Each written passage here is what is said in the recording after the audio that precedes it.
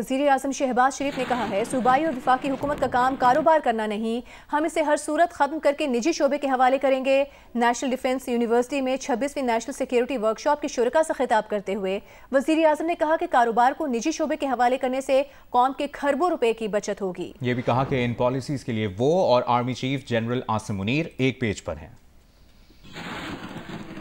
پاکستان کی حکومت کو چاہے وفاق میں یا صوبوں میں it's not our business to do business, we should be completely ہمیں اس سے بالکل اس کو ہمیں ختم کر دینا چاہیے، پرائیویٹ سیکٹر کے حوالے کریں شفاف طریقے سے، تب جا کر میں سمجھتا ہوں کہ ہم شاید اس میں اللہ کے فضل و کرم سے آگے بڑھیں گے اور قوم کے اربوں کھربوں جو ہر سال ضائع ہوتے ہیں، this is going to come to an end, it has to come to an end, it must come to an end, ادر پاکستان's future will be bleak, I'm telling you.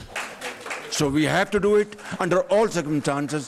اور میں اس میں بتا دوں کہ here political government and our institution are all on one page. And میں اور جنرل عاصم منیر پوری طرح we are absolutely aligned on this issue. انشاءاللہ be rest assured اس کے اوپر ہماری پوری توجہ ہے۔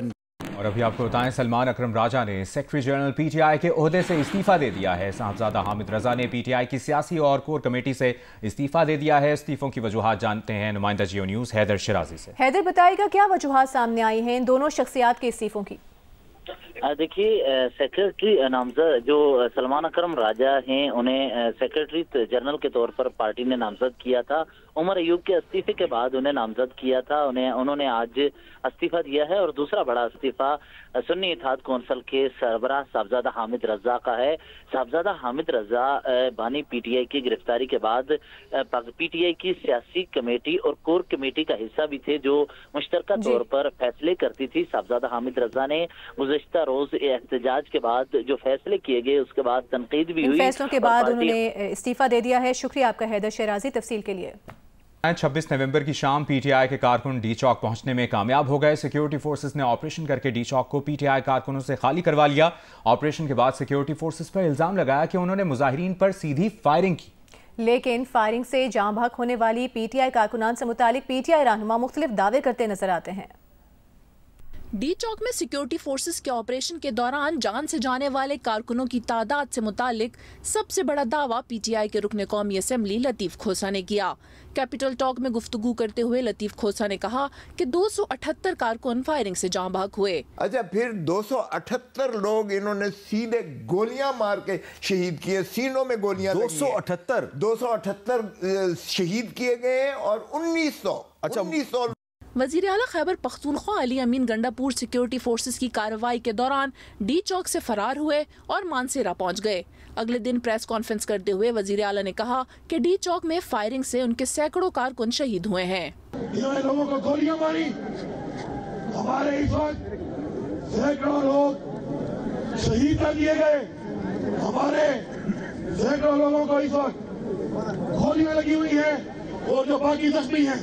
Secretary general PTI Salman Akram Raja نے ایک ویڈیو بیان میں دعویٰ کیا کہ ان کے 20 کارکن شہید ہوئے ہیں، جن میں سے 8 کی تصدیق کا دعویٰ بھی کیا۔ اسلام آباد میں پی ٹی آئی کے سپورٹرز میں سے کم از کم 20 افراد شہید ہوئے۔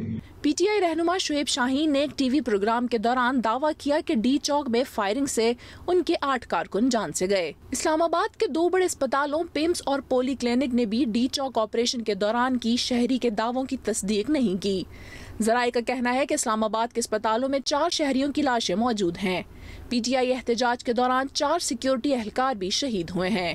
پی ٹی آئی کے مختلف دعوے اپنی جگہ، لیکن حکومت کی طرف سے ابھی تک پی ٹی آئی کے کسی بھی کارکن کے جان سے جانے کی تصدیق نہیں کی گئی ہے۔ وزیر داخلہ ہلاکتوں سے متعلق معلومات کے لیے پہلے ہی کہہ چکے ہیں۔ مجھے اگر کوئی ہے تو نام بتا دیں کہ یہ فلاں بندہ، ابھی تک کوئی نام یا کچھ نہیں بتا سکے۔ اسلام آباد کی انسداد دہشت گردی کی عدالت نے صحافی متی اللہ جان کا 2 روزہ جسمانی ریمانڈ منظور کر لیا ہے۔ انسداد دہشت گردی عدالت کے جج طاہر عباس سپرا نے کیس کی سماعت کے دوران پروسیکیوٹر راجہ نوید نے متی اللہ جان کے 30 روز کے جسمانی ریمانڈ کی استدعا کی۔